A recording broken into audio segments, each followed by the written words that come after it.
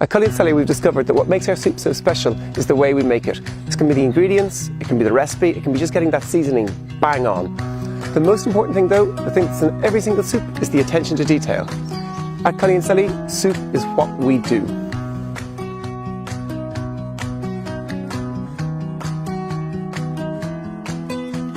So today is all about fats. So we've got a selection of different fats here in front of us. Starting here with margarine. Margarine is a hydrogenated oil. Here we've got beef dripping. Over here then we've got sunflower oil.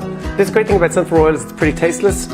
Here is a little delicious glass of olive oil. Olive oil has a great place in cooking. So when we're making our soup, we very much use proper, good Irish butter.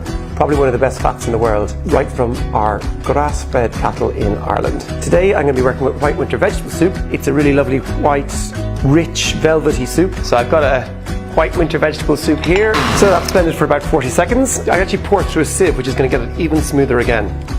This recipe, classic one from Ballymoo House actually, from my grandmother.